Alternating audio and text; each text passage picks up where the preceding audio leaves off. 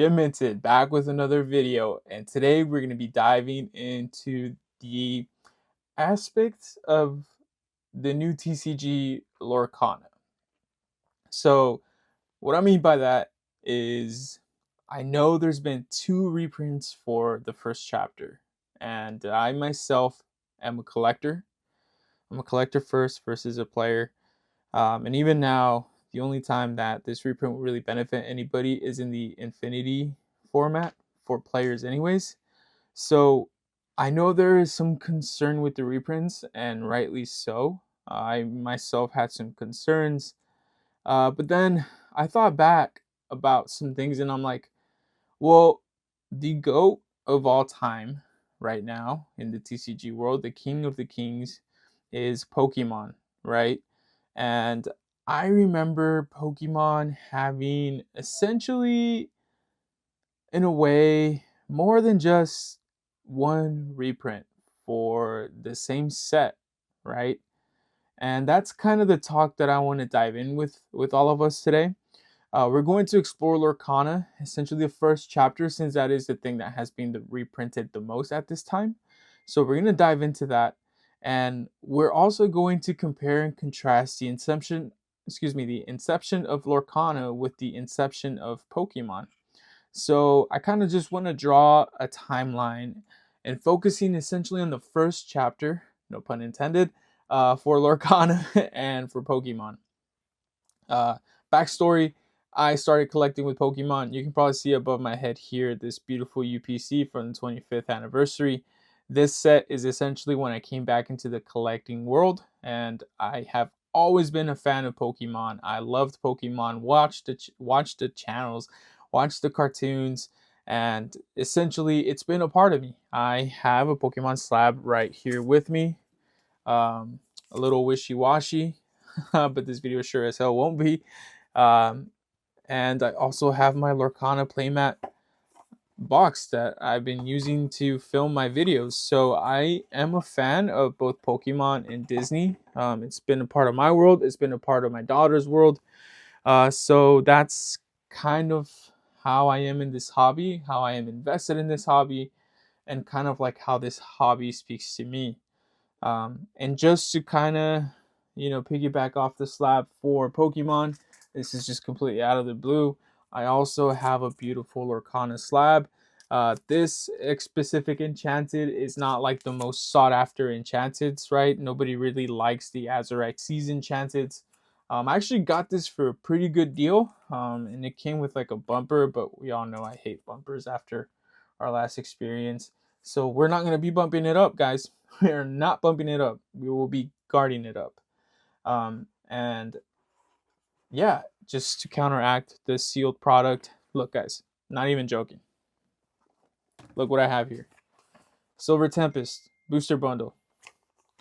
Lost Origins Build-in Battle. Okay? These, easy to get when I got back into the hobby. Super chill. Alright? And then on my left-hand side, I have my beautiful Fabled with the promo card Glimmerfoil Tinkerbell collection starter set. Beautiful. I am a collector at heart. I love the players in the game as well. Shout out to y'all players. Keep it up. We need both. We need collectors and we need players. From a player side, Lorcana is essentially in a way thriving. There is concerns about the way the tournaments and all that good stuff are being held. That's a different discussion. I'm going to leave that to the pros who know more about that type of situation, who have firsthand experience, either attending, signing up, or whatever that may be. Most of the stuff that I hear is through like I think it's their Twitch. So their Twitch streams and all that good stuff. So that's really where I get my information on that side. On the collector side, yes, I do have like my YouTube channels that I subscribe to, and in addition, I like to do my research myself, which brings us back to this video. So today we're going to be researching the inception of Pokemon and how, in a way, that's kind of tied to Lorcana. So let's get started. We have our good friend here, ChatGPT, that will be assisting us with our research today. I'm just going to start it off, right? Analyze the inception of Pokemon with base set. How readily was it available, and how many times was it, and then I'm gonna use this in quotations, reprinted. So let's see what we get here. So it's thinking. I do have ChatGPT 5.1 in the thinking layout just because I wanted to give us like the most in-depth research that it can. Right now on the screen, it is showing that the XY evolutions, which could be considered a reprint for base set, right? So, of course, having its assumption in 1996 in the US and then coming back out again in the 2000s, that's like late 2000s. It's yeah, it's a good time frame, right? So it says early shortages were followed by heavy reprints, which I feel like Lorcana, when it first came out, the first chapter was kind of within that same range, right? It was scalped heavily. It was really hard for me to get product. Even when it first came out in Amazon, like I remember I tried to buy the product on there. I was actually working at Amazon. Had a break during that time, which was good and gravy. But the moment that I signed into my Amazon account just to at least buy like one booster pack or whatever, completely sold out. And then I got lucky with Best Buy. So Best Buy had a restock, but I had to drive like 45 miles out for it. So I did like a heavy purchase on that. I did open up those packs. I really enjoy Lorcana. The introduction with Fable, then having like the new epic rarity is really awesome. Definitely brings like a new sting, a new vibe into the collector side, which is amazing. The glimmer foils in itself are just beautiful. If you haven't opened up a promo pack, or excuse me, a promo product with like the promo cards with the glimmer foil, essentially you are missing out in a really nice experience because that shininess of the glimmer is second to none. It just like if you think holographic is beautiful, then glimmer foil is just going to be like starlight to your eyes. Of course, the enchanted is just a different ball game, and I'm not even going to get into iconic. Like I myself haven't even seen an iconic card in person, but everybody that I've seen in their streams or in their blogs have just shared how beautiful that pattern is. So I can't wait until I experience that. May have to be at a card show. I mean, if I get lucky with a fabled opening and I pull the iconic Mickey, like, wow, like, let's throw a party, right? But for right now, that's all my experience I can really speak on. The cold foil, the D23 foils, I think I already said glimmer foils, and then I do have some enchanted, so I know how that hollow pattern is, and I'm sure you've probably seen some too yourself. So just let me know what your thoughts are in the comments below. Do you prefer like the glimmer foil? And if so, do you think it's at the tier of like an enchanted? And I'm not even going to compare the iconics. Okay, so here we go. So I was thinking for about 2 minutes before we got anything projected for us. So it says the short version is that base set started as something genuinely hard to find, and then Wizards of the Coast absolutely hammered the print button. How many times it was reprinted, in quotations, depends on what you mean by reprint, but here's the breakdown. 1. Inception. How PokemonTCG starts with base set. So Japan, the first PokemonTCG set released as expansion pack, quote unquote base set, on October 20th of 1996 with 102 cards. English / international, Wizards of the Coast, WotC, localized it as base set, released in the US on January 9th of 1999. And it rode the wave of the Game Boy games and the anime. Contemporary accounts describe cards flooding into homes and schools as kids hunted for Charizard, Blastoise, and Venusaur on those OG pack arts. 100%. I remember those days. So base set really is year zero for the TCG and the West. How rarely was base set available? All right, so phase 1, truly limited, first edition, early 1999. The very first English print was first edition, which is also shadowless, no drop shadow around the art window, which we all know and love that stuff. If you were into collecting and you're in the Pokemon world, you know exactly what this is referring to, right? The slabs that are first edition are just gnarly. Like that Charizard is worth a Lambo, right? So it's crazy, that first edition. So let's scroll down a little bit more. Collector guys describe this limited edition first printed as printed, distributed, and sold out before a full Pokemania event hit, which is why first edition base is so scarce today. Makes sense. I do have some first edition cards myself. No, I don't have the Charizard, sadly. If not, I probably would have had a better backdrop. But I do have some first edition cards.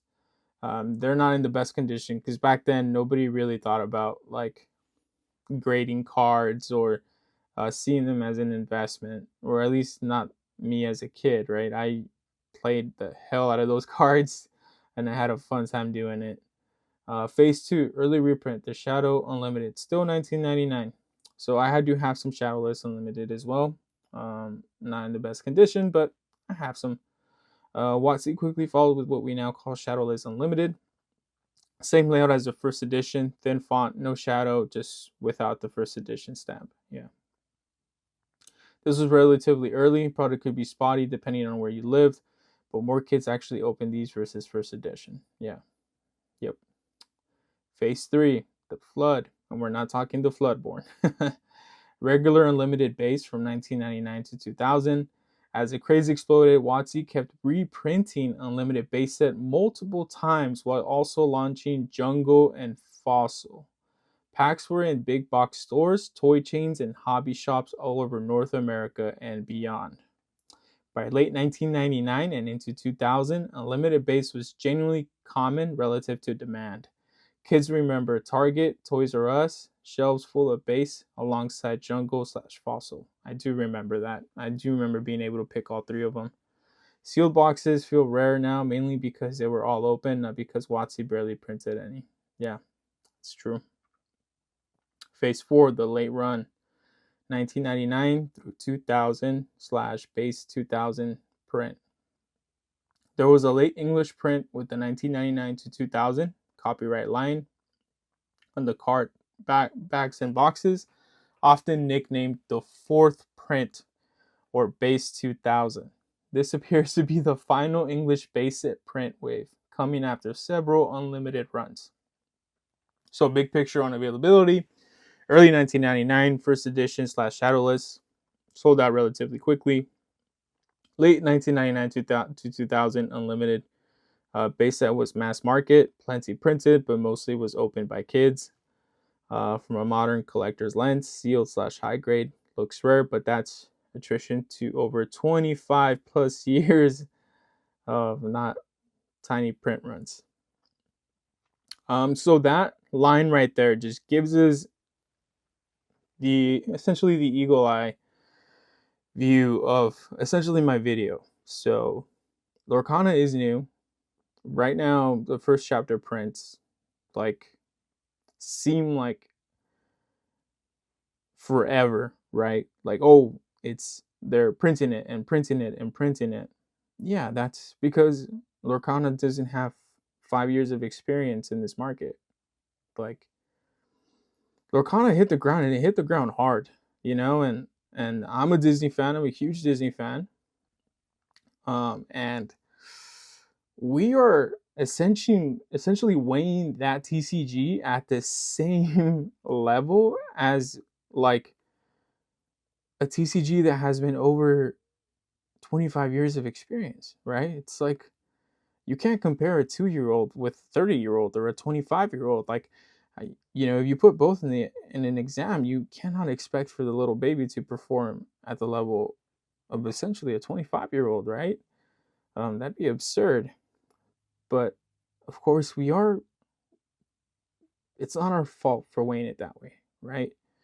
Why? Because we've already been conditioned and we already had the experience of Pokemon.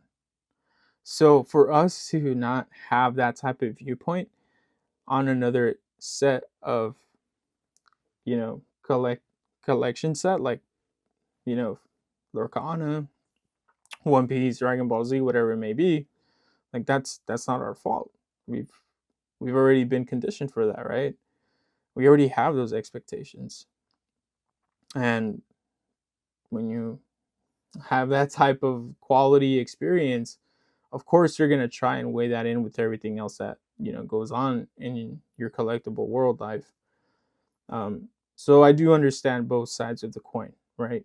It's a new starter TCG, but yet we already have the experience of Pokemon. And so how many times, point number 3, how many times was base set quote unquote reprinted? So we have to separate two ideas. One, additional print runs of the same base set, so same set, symbol, and numbering, and later sets that are explicitly reprint sets or homage to base. Makes sense. So inside the original WotC base set, Wizards never published a clean we did X print runs table, so, you know, ChatGPT is saying it's relying on collector research, as it should, because I don't think any TCG out there actually kind of counts their print runs, or at least back then they didn't. Maybe now they do, just because the collector market has exploded. So casual resources often say that there were 3 versions of the English base: first edition, shadowless, and unlimited, right? And I may be jumping the gun a little bit here too, but let's not forget that there was also a base set 2, right? And then there was like the legendary collection, which was essentially base set with what, glimmer foil pattern on them on the cards. So deeper print run research, however, shows more nuance. So one detailed guide notes that the English base set had 8 print runs in total, with the last being between 1999 and 2000, or the base 2000 print. So if you treat the first edition run as the original, then total print runs approximately 8. That means base set was reprinted about 7 times, additional waves in English during the WotC era. Important nuance. Most of those 8 are not visually dramatic changes. They're small packaging / copyright / production differences between unlimited waves. For collecting, people usually talk in terms of first edition, shadowless unlimited, shadowed unlimited, including the 1999 to 2000. But strictly speaking, yes, set kept getting reprinted repeatedly to feed demand. Dedicated reprint sets featuring base. Then there are sets whose whole identity is reusing base cards or base era aesthetics. Okay, I just touched on these 2 actually. So base set 2, released in February 24th of 2000. 130 cards made entirely of reprints from base set plus jungle. First English reprint style expansion using a new number 2 with Pokeball set symbol. Okay, so let's marinate on this a little bit. So they essentially took base set and reprinted it with a new logo on there, plus included a reprint of jungle. So base set 2, right, which essentially still worth some money nowadays, may not be worth as much money as shadowless unlimited or first edition, but still worth some money, right? It was a set made entirely of reprints from base set and jungle. Okay, so I'm gonna scroll up a little bit, but I'm gonna keep that section highlighted a little bit. Okay, so 1999 first edition shadowless. So 1999 first edition shadowless. Base set 2, February 24th of 2000. It's a reprint from base set and jungle. So essentially taking the same set, reprinting it, combining it with jungle. Remember when Fabled came out? And people were complaining that I'm just going to throw a percentage out there. About like 85 to 90% of the cards were reprinted from multiple sets, multiple eras. Here we have base set 2 being completely reprinted from base set and jungle. We got a little spoiled with Fabled because they at least threw in some epics, you know? So some beautiful new cards, beautiful new rarity, and the iconics, which are not going to be reprinted unless they do like a homage like they do with the 25th anniversary where they put a stamp on it, right? And then, of course, the beauty about every Lorcana set, and I believe even Lorcana has shared this information, Enchanteds will never be reprinted. I'm going to say that again. Enchanteds will never be reprinted. So that means that the first chapter Enchanteds, which we saw ourselves, are not reprinted in Fabled, right? So my beautiful enchanted Simba is never going to be reprinted again. My beautiful enchanted Mickey will never be reprinted again. That is already, in a way, taking a step towards the correct direction for collectors. And in a way, I feel like Lorcana is learning from Pokemon's inception, right? So I know we're coming down hard on Lorcana for reprints, but hey, I'm seeing some similarities here in how Lorcana is undergoing their printing process and how Pokemon began their printing process, right? So the thing that Lorcana has that Pokemon doesn't have is that if Lorcana really wanted to do their market research, I mean, I'm in a way kind of doing it for them, but they can probably have somebody on the team that does this day and night.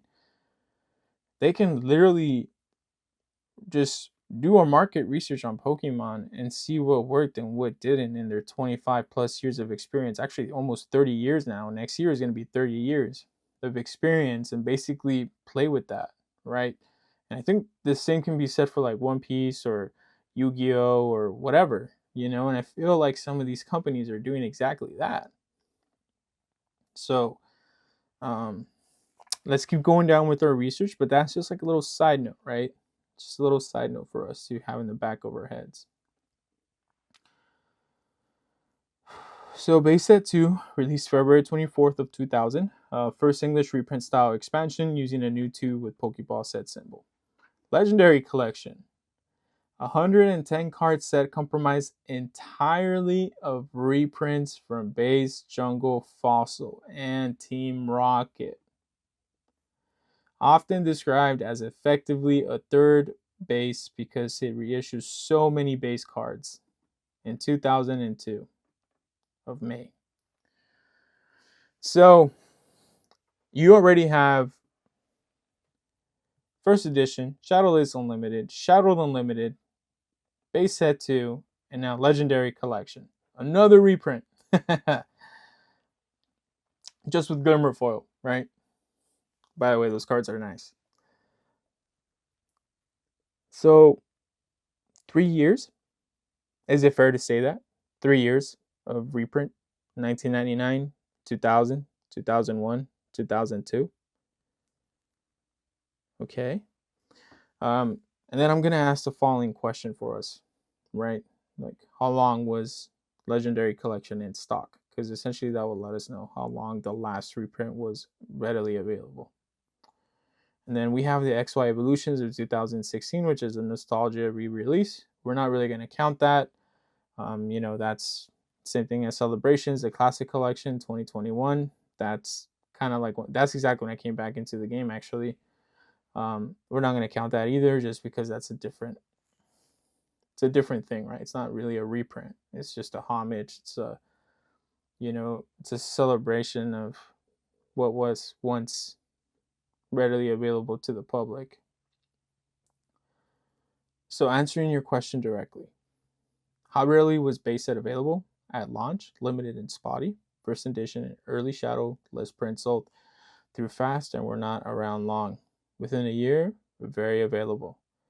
Wizards reprinted unlimited base repeatedly. By late 1999 to 2000, base packs were common in big retail while the craze was still raging. How many times was it quote unquote reprinted? Depending on what you count. Within original English base sets, roughly 8 distinct prints runs total, implying approximately 7 reprints after the first edition. Collectors usually compress this into 3 major versions: First Edition, Shadowless Unlimited, and Shadowless Unlimited. Okay, so it's just a summary of what we essentially just described, like talked about, right? So, let's see. How long was base set 2 and Legendary Collection available for purchase? And then it's going to take some time to think, but that's exactly what we want in this type of research. So what's your opinion on this? How do you feel Lorcana is handling the reprints? Obviously, I know there is some negative feedback to it, but just taking into consideration the market research that we just did right now with Pokemon, do you feel like they're taking the same steps? Not really. Or should they have just not done it at all? From a player base, I can understand why you would want reprints. From a collector space, I completely understand why you don't want reprints. But I can also see that as an opportunity for us to essentially capture more product, right? Once you open up a pack, that's it. You're not getting that pack back, right? So as a collector, it's fun opening packs, but when you keep that side of things in the back of your head, like just that thought process, like once I open this pack or once I open up this booster box or this trove, whatever it may be, there's no putting the genie back in the box, right? It's just once it's opened and up, that's it. That product is done. And yes, it was meant to be opened. It was meant for us to share that experience, and at the same time, when you store it, you're basically saving that experience for a future generation, whether it be your kids or collectors that come into the game when, after that set was completely printed into oblivion, or, whatever that may look like. Someone's going to open it. It's kind of what it was meant for. But, we also have to be, how can I say the word? We also have to know that, there is some value tied to these products, and, let's not go broke over them, and just enjoy the hobby. Okay, so we're going to transition back to our market research. ChatGPT just provided us with the following information. So base set 2 widely in print on shelves for roughly 2000 through approximately 2001, with clearance leftovers hanging around some stores into the early 2000s e-card era. Okay. Well, man, clearance, huh? Leftovers into the 2000 e-card era? Damn. Didn't those come out like around like 2006? The e-cards? Was like 2003. I mean, I'll ask ChatGPT right now, but I'm pretty sure it was like around 2006. Could you imagine having clearance leftovers for 5-6 years? All right, y'all, I'm back. So this is probably going to be the data advice for the day. If you are going to film or do something of that, make sure you check your phone to ensure that you deleted old videos that you no longer need to ensure you complete the video. Totally just bombed it on that. But I do want to continue on our discussion with essentially just finalizing our discussion at this point, because I'm pretty sure the the fact that it stopped recording was also trying to tell me that I was going on for too long.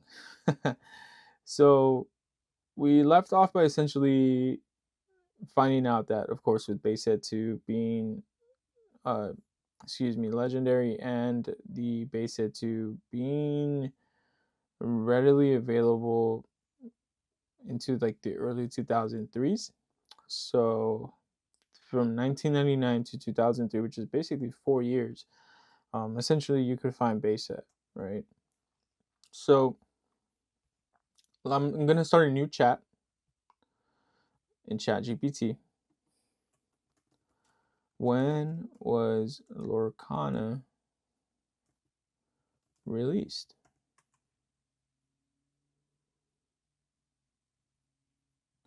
It's thinking. So Disney Lorcana officially launched in August of 2023. More specifically, local game stores LGS release was August 18th of 2023. The first set, the first chapter, became available in hobby and game stores. Big box mass retail release September 1st of 2023. The game then hit major retailers and wider distribution.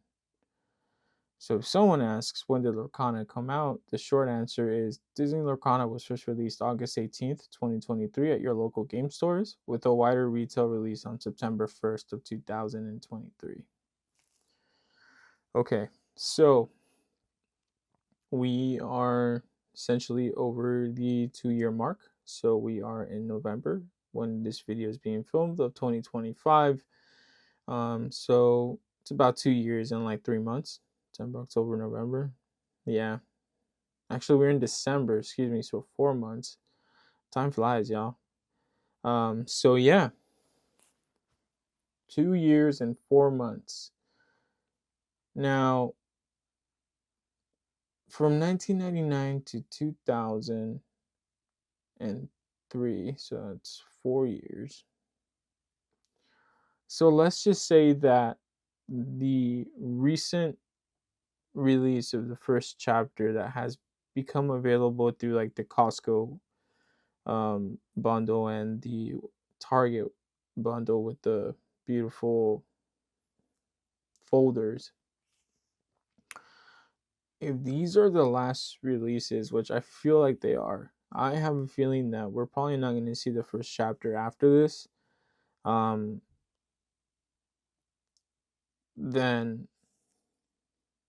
Then essentially that would be a better gameplay than kind of like how Pokemon did with their base set release. Seeing how that was also readily available for 4 years, and then even ChatGPT shared there was some discounts given on that into like the early e-card era, which is, that means it was on shelves for a good while. So just that's just for us to keep this in mind, y'all. We are essentially comparing a brand new TCG with like a TCG with coming up 30 years of experience, which I'm sure Pokemon learned a lot, and their experience, experience is just, it's hard to beat, right? Like if it's the same thing when looking in the job market, it's like someone with more experience that has been more seasoned can essentially bring more to the table during the interview process, and that's essentially what we got going on here, y'all. Pokemon brings 30 years of experience. Lorcana is not even bringing in 3. They're not even bringing in 3 years, y'all.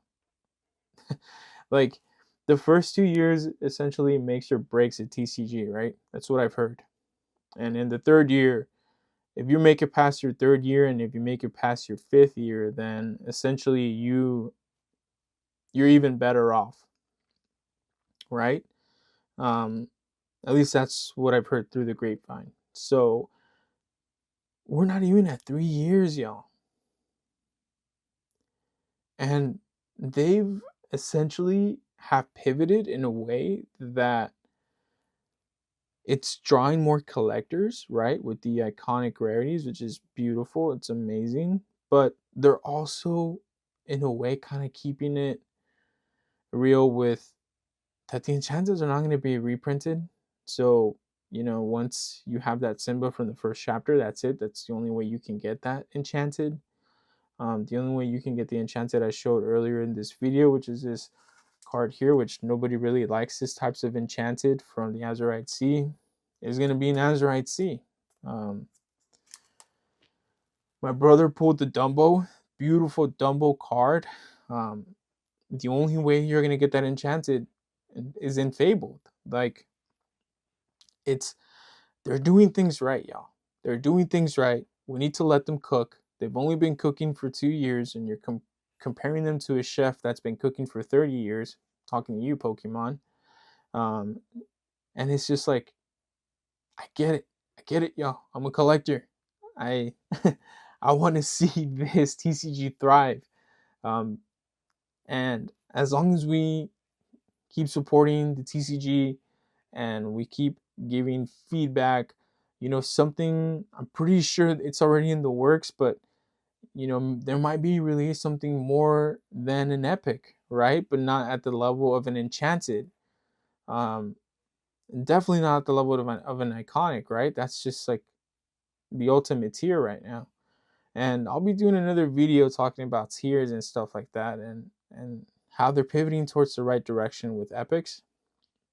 Right now, it's like open season on epics, y'all. The price points that we see on them, you can like probably splurge on them, and 5-10 years from now, people are gonna be like, you got them for how much? $2, $3, and they're like worth like what, like 50 plus or whatever that may look like. I know this because that's exactly what I experienced with Pokemon. When I came into Pokemon, I believe the previous hype market was like dying down. It was so easy for me to acquire Fusion Strike. I remember seeing Fusion Strike for $90 on eBay, the booster box.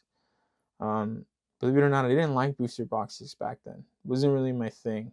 I was more into like the these, like the booster bundles, or like the build-in battles, just because of the artwork, right? I love art, and that's essentially what led me to it. Like, oh, I can have this displayed and it looks so beautiful. And for some weird reason, I never really liked booster boxes, and then they grew on me. And by the time they grew on me, it was already too late. But yeah, it's just that's just the market, y'all. We are interesting beings. When something's readily available, nobody wants it, and the moment that it becomes scarce, we all want it, right? Right now, I understand the sentiment with the first chapter being reprinted, but one of these days, y'all, we're gonna look back and we're gonna say, man, I wish I would have purchased a little bit more. Now, I hope that's the case, and I hope I don't eat those words, and later down the road, next year, 5 years, 3 years from now, there's like more first chapter. At that point, it's like, it's gonna be a little bit heartbreaking. But just taking a step back from the collector's side and just looking into it from, from the game piece way, like, from players, and just trying to acquire more people to come into the TCG market through Lorcana. You would want the first chapter available for the new collectors, for the new players, for the people, going down the infinity gameplay lane. And then, of course, you want that product out there to give those people a fair chance before you stop releasing it altogether, right? Because, frankly, going back to my first experience, I was not able to pick up any sort of first chapter TCG at MSRP, right? And with Pokemon, that's out of the discussion. With Pokemon, I was getting discounts, y'all. I was buying Paldea Evolved sleeve booster packs from Best Buy at like $2.99, $3.99. I was buying Crown Zenith ETBs at like $10, $15 discounted, and it wasn't even Black Friday, y'all. I remember opening that set up with, my significant other. Um, all these packs are just readily available on discount, but the one thing that I could not find was the first chapter. That, for me, I went out of my way to pick up sleeved booster packs of the first chapter. Like, that's how rare they were. Like, I would look at Paldea Evolved and I would look at the first chapter and I would be like, screw the $2.99 Paldea Evolved. I'm going to go out for the first chapter. And if I have to drive 45 minutes away to get 12, 15 of these bad boys, that's exactly what I'm going to do. And that's exactly what I did. And I did open some of those packs up and I had a good time. I had a beautiful experience. I've shared it before, right? Like this was signed by G Pocket Monster. Shout out DPM. Shout out Pat Flynn. But let's just take the artwork here, right? So this here, compared to Lorcana, I think it's just like slightly bigger, and those extra millimeters matter a lot, y'all. So you just get more art in a card, and that's just beautiful. Of course, you can't. Now we're talking about like super rares, full arts. That's a different discussion. But just like the card itself is just the normal print is just amazing, and like I know that scarcity. I felt that scarcity. I bought additional packs of the first chapter twice or 1.5 of what MSRP should be like, right? And I actually I picked up like 20 packs of the first chapter at double MSRP right before this Costco release. Like, for me, that sucks. Like, I paid $12 per pack, 20 of them. Trying to make my own little booster box because no way in hell am I going to open up a booster box of the first chapter, right? And it's just like 2-3 weeks later, I have information that, is posted on YouTube that they're releasing something in Costco. And I'm like, holy shit. Like, if I would have saved that money, I would have bought more of those bundles. 100%. Because the Glimmer Foil promo of Maleficent that's in that in itself, if we learned anything from the Glimmer Foil Pirate Mickey from Costco with Into the Inklands, which everyone freaking dislikes because it was printed into oblivion, can you imagine how much more that's going to be worth for the first chapter? Like the value that bundle has in the future is just, it pays for itself, y'all, and some change for sure. Because I think the Pirate Mickey was selling for $30, right? I think the bundle is like 50, no 45, and then you have 6 packs. So 6 packs divided into 15. That's not even $3 per pack, y'all. Plus you get a free folder. Like, the math ain't mathing, y'all. Like, you basically make money off of that already.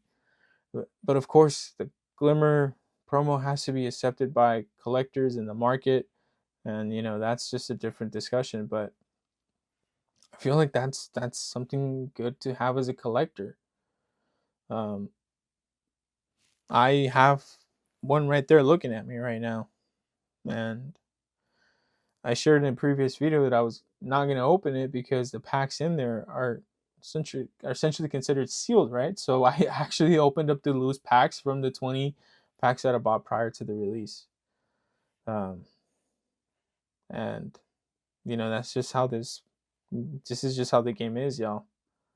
Sometimes you buy high and release like this happens, and essentially the purchase, investment, whatever you make kind of hurts, because you're like, damn, if I would have known this, I would have saved that money and I would have gotten double of what I paid for.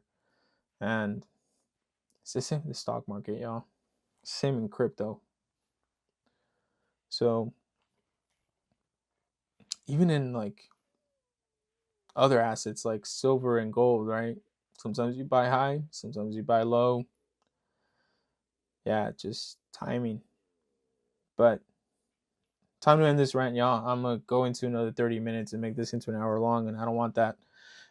So yeah, just looking into Lorcana, summarizing. Not even 3 years of experience. They're gonna turn 3 years in August of 2023. And then Pokemon 30-year experience